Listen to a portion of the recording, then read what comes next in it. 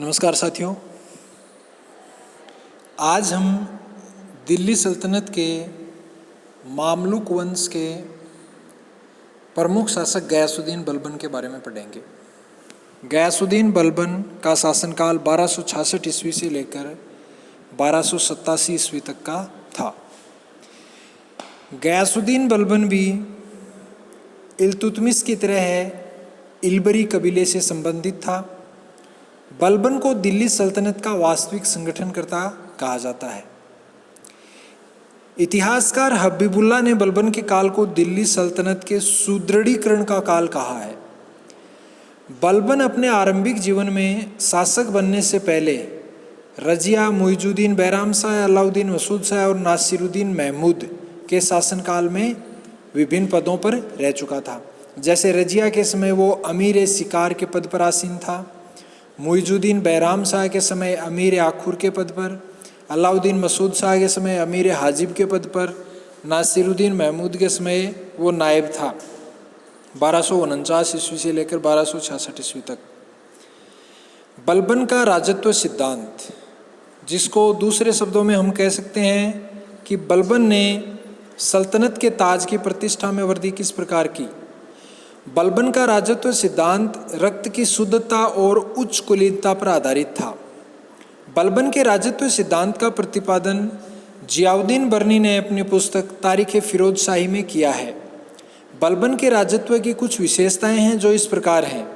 जैसे बलबन ने स्वयं को उच्च कुल से संबंधित करने के लिए फिरदौसी के शाहनामा में उल्लेखित पौराणिक तुर्की योद्धा अफरेसियाब का अपने आप को वंशज बताकर अपने निजी गौरव में वृद्धि करने का प्रयास किया। दूसरी विशेषता, बलबन ने राजत्व की निरंकुशता पर बल दिया। तीसरी विशेषता, बलबन ने ताज की प्रतिष्ठा में वृद्धि के लिए दरबार में मध्य एशिया के सल्जूक तुर्कों और ख्वारिजी सुल्तानों के ढंग के शिष्टाचार का प्रचलन किया। चौथी विशेषता, बलबन ने स्वयं को जिले इलाही का मतलब है ईश्वर की प्रतिछाया तथा नायबे खुदाई यानी पृथ्वी पर ईश्वर का प्रतिनिधि बताया स्वयं को। पांचवी विशेषता, बलबन ने दरबार में अभिवादन के लिए ईरानी शिष्टाचार सिजदा और पायबोस पर बल दिया। दो ईरानी प्रथाएं हैं, सिजदा और पायबोस। सिजदा से तात्पर्य है घुटनों के बल बैठकर सिर नवाना और पायबोस से तात्पर्य है चरण स्पर्श। बलबन ने नौरोज़ त्यौहार मनाना शुरू किया। उसने अपने पुत्रों के नाम ईरानी रखे, जैसे कैखुसरो, कैकुबाद, कैमूर्स। बलबन ने मद्यपान पर रोक लगाई। बलबन ने दरबार में हास परिहास पर रोक लगाई। बलबन ने निम्न कुल के व्यक्तियों की प्रशासन से छुट्टी की। इस प्रकार बलबन ने अपने राजत्व सिद्धांत को सुदृढ़ किया। बलबन ने अपने पुत्र बुगरा खां से कहा था, राजत्व निरंकुशता का मूर्तिमान रूप है। राजा का हृदय ईश्वरीय कृपा का भंडार होता है तथा इस बात में कोई भी दूसरा व्यक्ति उसकी समानता नहीं कर सकता। एक दूसरी बात उसने जो अपने पुत्र बुगरा खां से कही वो इस प्रकार मिलती है कि राजा का अति मानवीय भय और स्थिति ही लोगों की आज्ञाकारिता को सुनिश्चित बना सकती है। इसके अलावा बलबन ने हिंदू विद्रोहों का दमन किया। जियाउद्दीन बर्नी प्रमुख रूप से चार स्थानों का उल्लेख करता है जो उस समय हिंदू विद्रोहों के केंद्र हुआ करते थे। पहला स्थान वो बताता है मेवात क्षेत्र में बलबन ने गोपालगीर के किले का निर्माण करवाकर विद्रोह का दमन किया। दूसरा क्षेत्र गंगा यमुना दोआब क्षेत्र, तीसरा कटेहर जो आधुनिक रुहेलखंड का क्षेत्र है और चौथा अवध। बर्नी इन चार जगहों को हिंदू विद्रोहियों के स्थान बताता है। अगला कार्य जो बलबन का है वो है तुर्कान चिहलगानी का दमन। तुर्कान चिहलगानी यानी ये चालीसा, इसके दमन के लिए बलबन ने लौह और रक्त की नीति अपनाई। अपने चचेरे भाई शेर खान जो उस समय सिंध का हाकिम था उसकी जहर देकर बलबन ने हत्या करवा दी। इसके अलावा अवध के हाकिम अमीर खां को तुगरिल का विद्रोह दबाने में असफल रहने के कारण फांसी पर लटका दिया गया। इस प्रकार उसने चालीसा के शक्तिशाली सदस्यों का अंत किया। अगला जो उसका प्रमुख कार्य है वो है दीवाने आरिज का पुनर्गठन। बलबन ने सर्वप्रथम सेना की संख्या में वृद्धि की और बड़ी संख्या में योग्य और स्वामी भक्त सैनिक अधिकारियों की नियुक्ति की। बलबन ने आरिज ममालिक के पद पर इमाद उल मुल्क की नियुक्ति की। 1279 में बलबन ने ख्वाजा अकाउंटेंट अधिकारी की नियुक्ति की, जिसका प्रमुख कार्य इक्ता की आय व्यय के खातों की जांच करना था। गुप्तचर विभाग का गठन। अगला जो महत्वपूर्ण कार्य बलबन का है वो है बलबन ने दीवान ब्रीद नामक गुप्तचर विभाग की स्थापना की। बलबन की निरंकुश शासन प्रणाली की सफलता बहुत हद तक गुप्तचरों पर निर्भर थी। इसके अलावा बलबन की जो अगली महत्वपूर्ण उपलब्धि अपन मान सकते हैं वो है तुगरिल के विद्रोह का दमन। तुगरिल बलबन का दास था। उसने 1279 में मुगिसुद्दीन की उपाधि धारण करके लखनौती का स्वतंत्र शासक बन बैठा।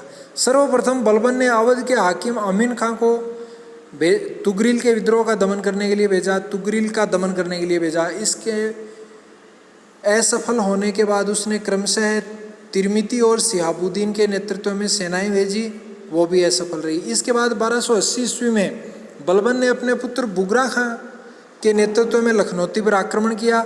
मुगिसुद्दीन मारा गया और बुगरा खां को लखनौती का सूबेदार नियुक्त कर दिया गया। बलबन की मृत्यु के बाद बुगरा खां सुल्तान नासिरुद्दीन की उपाधि धारण कर लखनौती का स्वतंत्र शासक बन बैठा। सल्तनत काल की मंगोल नीति की आधारशिला का निर्माण बलबन के द्वारा किया गया। बर्नी के अनुसार व्यास नदी सल्तनत की पश्चिमी सीमा थी और उसके पार का संपूर्ण प्रदेश मंगोलों के नियंत्रण में था। बलबन ने अपने बड़े पुत्र मोहम्मद खां को सिंध, लाहौर और मुल्तान का हाकिम नियुक्त किया और अपने छोटे पुत्र बुगरा खां को समाना यानी बठिंडा और सुनम का हाकिम नियुक्त किया। 1285 में मंगोल शासक तैमूर खां के नेतृत्व में भारत पर मंगोलों का भयंकर आक्रमण हुआ, जिसमें बलबन का पुत्र मोहम्मद खां मारा गया।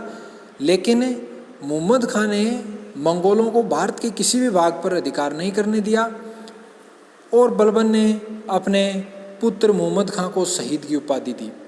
बलबन ने अपना उत्तराधिकारी बड़े पुत्र मोहम्मद खां के पुत्र कैखुसरो को नियुक्त किया, लेकिन बाद में तुर्की अमीरों ने आपस में मिलकर कैकुबाद को शासक नियुक्त कर दिया। उसने मुइजुद्दीन की उपाधि धारण की और इसके समय बुगरा खां ने अपने आप को स्वतंत्र घोषित कर दिया। इसके बाद शासक बनता है कैमुर्स।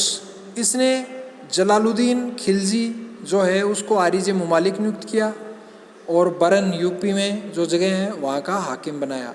कैमुर्स ने ही जलालुद्दीन खिलजी को शाइस्ता खां की उपाधि दी थी।